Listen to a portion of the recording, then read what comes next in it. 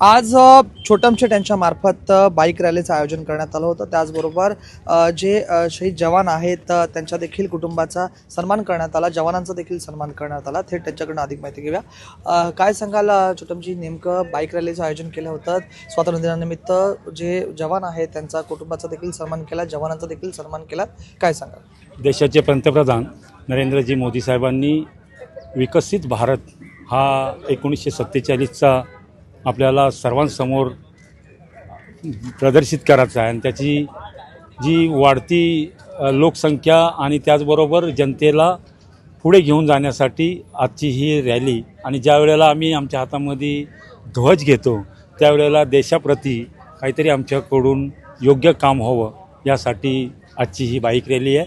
आणि लोकांच्या जनमनामध्ये आज स्वातंत्र्याची भावना, देशप्रेमाची भावना जी आहे या सगळ्या माध्यमातून जी आहे ते आपण जागृत केलेली आहे. काय सांगा?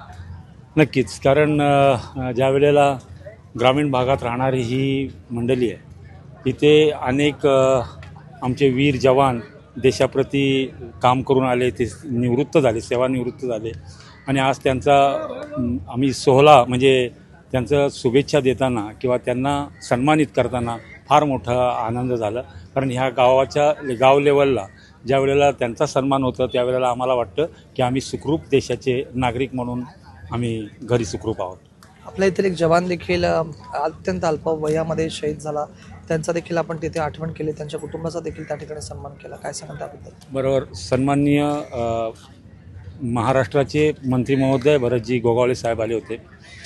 तिथे सर्वांचाच वीर जवानांचा सन्मान सत्कार झाला आणि त्याच्यामध्ये एकदम जनतेसमोर, लोकांसमोर जे देशप्रेम ज्यांच्या मनामध्ये ठासून भरलं आहे ते म्हणजे सगळ्या इथल्या जनतेला संबोधित करताना निलेशजी तुमथुने यांनी अल्पवयामध्येच आपलं देशासाठी बलिदान दिलं होतं आणि म्हणूनच आज त्यांचा सन्मान होणं किंवा ही देशभावना प्रत्येकाच्या मनात राहावं हीच इच्छा प्रकट.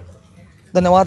हे होते दिलीप भोई, रायगड जिल्हा परिषद सदस्य. त्यांनी या ठिकाणी आज आहे ती देशप्रेमाची भावना जी आहे ती जनतेच्या मनामध्ये उजळण्यासाठी बाईक रॅलीचं आयोजन केलं आणि जे जवान आहेत त्यांचा देखील सन्मानाचा कार्यक्रम आयोजित केला होता. राजवैश्यम पॉईंट, ट्यून मराठी, मांडवा, रायगड.